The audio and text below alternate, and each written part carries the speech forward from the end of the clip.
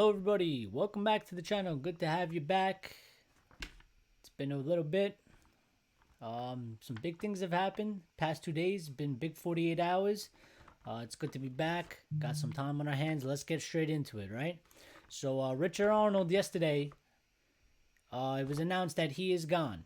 He will be gone. He will be out of the club before the end of the new year. News that we all wanted to hear, news that we've all been asking for. And today we got from the Disco Mur and a couple other sources, John Murtough is set to leave Manchester United along with Richard Arnold. So another good news because they both had to go. And it seems like this is the beginning of the Sir Jim era. I think it's no coincidence that both of them are going. Even though the Ineos Sir Jim deal has not been announced yet, but this has been the rumors the past few weeks that they were both going to go and Sir Jim was going to get rid of them. And they're both going before Sir Jim and the Ineos deal takeover has been announced. So I think it's a clear, strong indication that the deal is close to being done. I think it's a strong, clear indication that those rumors were correct and that he was going to get rid of them. I think it was obvious. It seems like Sir Jim is wasting no time in doing this. He has not taken over. It's not officially by him, but I mean, he is the new guy coming in. He is the guy that is supposedly taking over the sporting control. And they are going. So officially, unofficially, he got rid of them. It's linked. It cannot be a coincidence or whatever you want to call it. It's 100% has to do with the 25% stake that Sir Jim is taking. We got some more news today from TalkSport saying that Sir Jim will prioritize shifting Deadwood in January, which is probably pretty basic. I mean, it's number one thing you have to do is we got to get rid of this Deadwood because we need to raise funds and we need to get players that we can actually use and not keep Deadwood around. Who the Deadwood is, who is the Deadwood that he's going to consider, whether that's Deadwood Ten Hag deems Deadwood, or maybe he has his own ideas of Deadwood. But for me, I have my own personal ideas of Deadwood. I would still get rid of Maguire, still get rid of McTominay. I mean, Johnny Evans is on a 1-year contract, so I guess he can stay, I personally, if we can get offers for, and I've been saying this, if we can get good offers for Rafael Varane, for Casemiro, I would take it. I would sell them and I would take the money because they are getting kind of old, and we need players 26 and younger. We need a real rebuild. So for me, the way you do that is you come in, you clear the Deadwood, you clear out some of the older players that you can still get some type of value for right now before they go way too over the line of being old and they start declining in performances. Some might argue that Casemiro and Varane might have already done that. I'm not saying that, but there are fans out there that argue this. And I think we need to, those are players that they would be nice to have in your team if you are already successful or if you're already challenging for titles. But clearly, we are nowhere near that, and we need a real project, a real rebuild. So I think we need to get rid of those players. Players like Højlund is a good starting point, high potential. You could see what the kid has to offer. You could see the rawness, and you could see that, if we develop him properly and we give him the right tools to succeed, he can become a very good player. And we need more players like that. Obviously, the age range could, go up and down a little bit from anywhere from his age to 26, I would say, because 26 is good because 26, you get the player in, they can give you at least 4 to 6 years. So it's not like you're gonna have them for a season or two, and then they're gonna start declining, and then you have to replace them. You have to have at least a minimum of 4 to 5 years from these players to get a solid core group of players. Let them build together, let them grow together, let them play together, let them become a team together. And that's going to take time. It's going to take consistency. Um, the more that they're able to stay fit is better. So we need all that, and hopefully that's part of Sir Jim's plan. Um, Otherwise, I'll be very disappointed.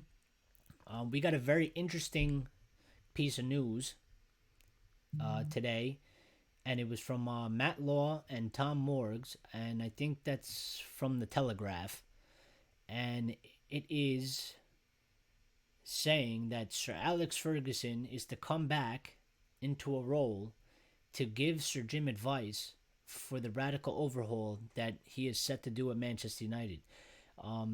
This is a very interesting story. I know we've had some of these stories in the past, but there's just this thing that has me thinking. Ferguson, he quit. He quit. He retired being a manager because he wanted to spend time with his wife and the rest of his family, right? But his kids are all grown. I guess they got grandkids. So, but how much time are you going to spend with the grandkids? He comes to every match. He's always there. So he still loves it. He still, it's still a top priority for him. Manchester United is still a top priority for him. He's at every match, even as abysmal as we've been. He still goes to every match. He still watches us. So it's something he still loves. And quite honestly, I mean, I'm not trying to speak for the guy, but maybe, just maybe, his wife has passed away. His good friend Sir Bobby Charlton has just recently passed away as well. And maybe, just maybe, he feels like now that his wife is gone, what's he going to do? Be all alone by himself? Maybe he might want to dedicate himself back to trying to help Manchester United. And help out Sir Jim into getting this club being back to where it was. And I think it's not a completely ridiculous shout, because it's not like he's going to be the CEO, or it's not like he's going to be the manager or a coach of some sort. He's just going to be there to give Sir Jim advice.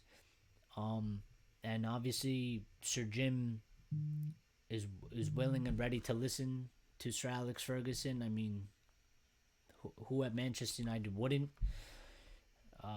Everything he's done for us, absolute legend. And how can you not listen to whatever the guy has to say?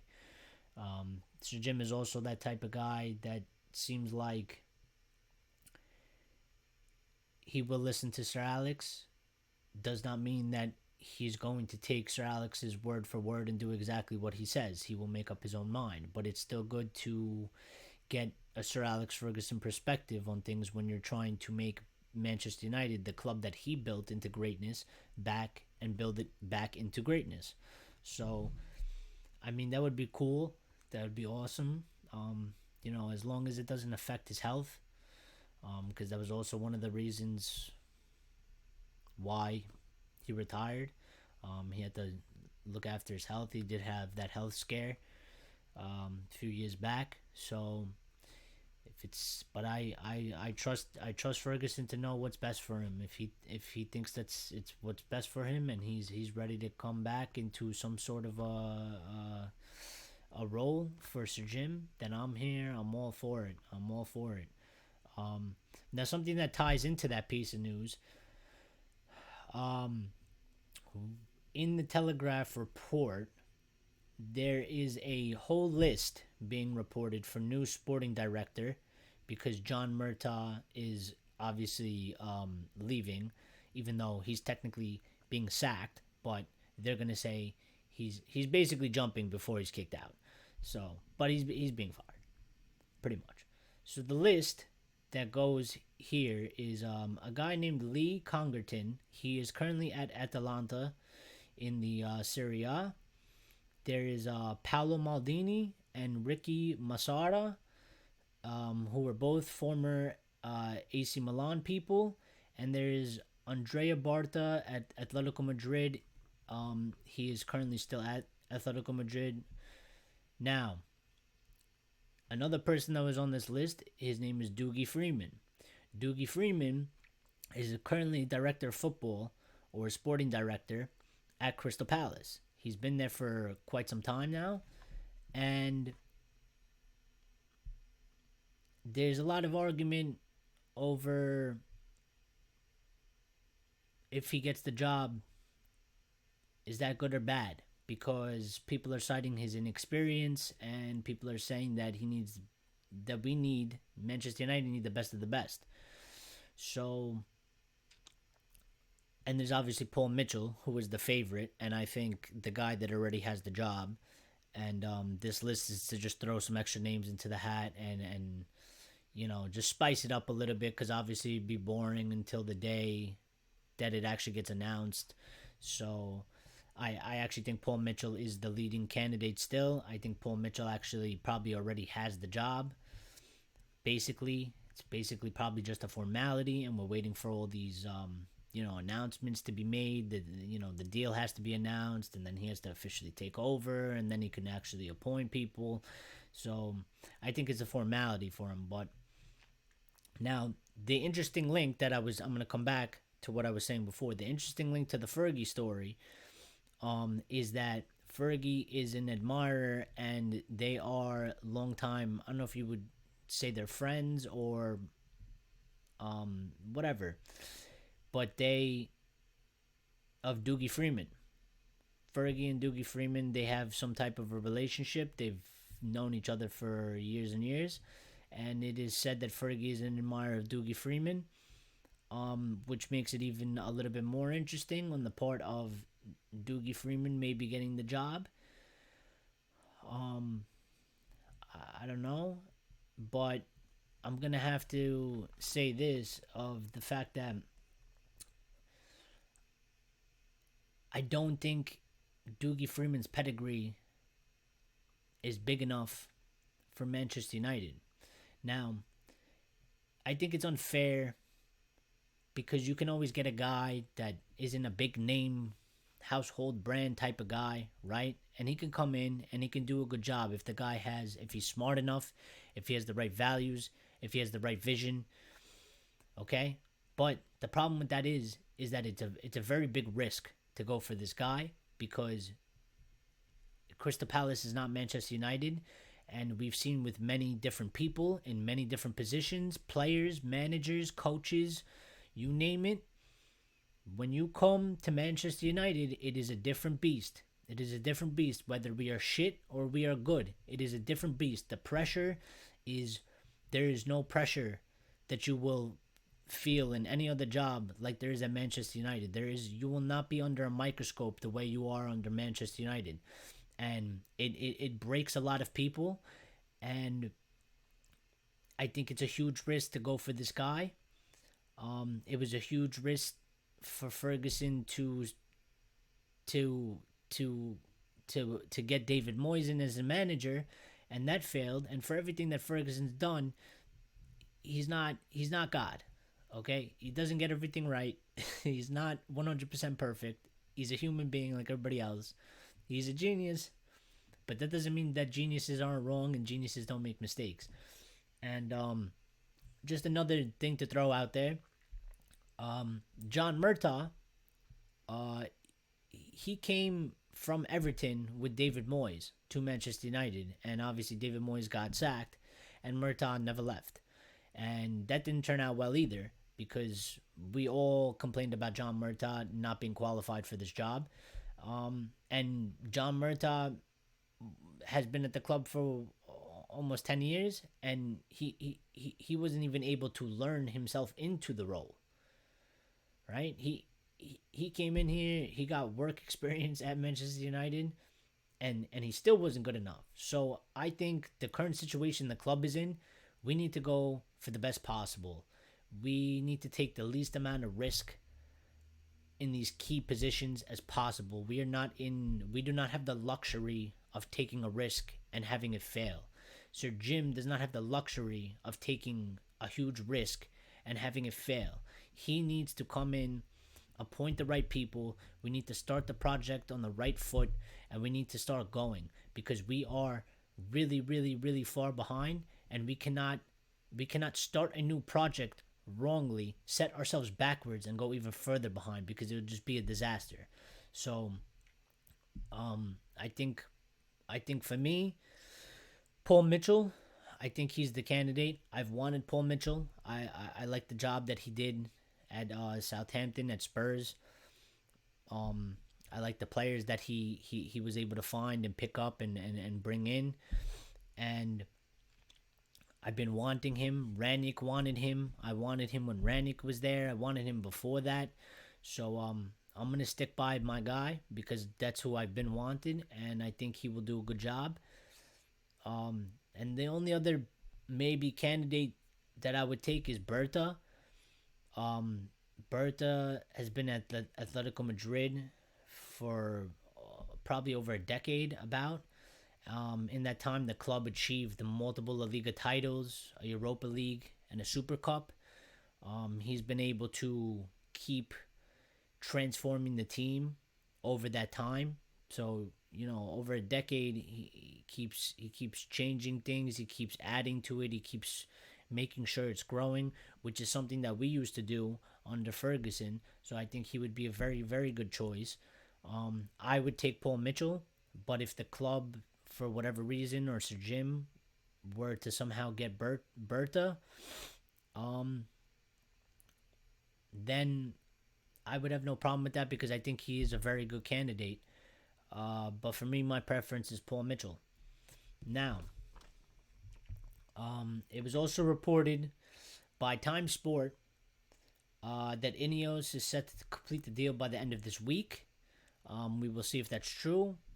They said, it was reported Sir Jim was supposed to start working Monday. Never happened, but I knew that was a BS story. And to be fair, the source was not Time Sport. The source was some crap source that I don't know why the aggregators online even bother aggregating, because I think they're a shit source. So, let's see, what else have we got for you? Jean-Claude Blanc is set to replace Richard Arnold as CEO. I mean, that's Sir Jim's guy. So, I don't know too much about him, but listen, you're coming over to take over Sporting Control. You're taking over 25%. You got to bring in your own guys. So I will judge the man when he's in the role, and I will judge him on the type of job he does. That's the only way I could judge him. I don't know anything about him previously. There's obviously articles about him. There's obviously opinions about him from other things, but I know nothing of those sorts. And I like to see things with my eyes and see how things develop. So this is how I'm going to judge the guy. Just to go back to Doogie Friedman, at Palace, he bring in players like Eze, Guehi, and Elise. The Congton guy, who's currently at Atalanta, he had previous roles at Leicester, Celtic, Sunderland, and West Brom. I don't think that qualifies you to become Manchester United. We're a very big club. We're in a very big mess, and those clubs are not like our club. Paolo Maldini, one of the best, if not the best, defenders as a player, was at AC Milan. Very influential for AC Milan operations, and he brought in Fikayo Tomori and some other players, but obviously Tomori being the biggest, because Tomori is a fantastic centre back. But I just don't see Maldini coming in to Manchester United. Don't see it happening. Would be a real shock to me. It would kind of almost be out of left field. Only thing is that he's not in a job and he is free, and we all know that the Glazers love free. So who knows? But at the same time, that just helps out my guy Paul Mitchell, because Paul Mitchell also free. Paul Mitchell, English, tick tick. I think he just moved back to Manchester too. He just bought a house in Manchester, so I think Paul Mitchell's the guy. I think Paul Mitchell's already in, and I would be very happy about that for sure, for sure. Um, and just we're just gonna give my little opinion on a thing or two. So I see a lot of discussion going on in the fan base, and I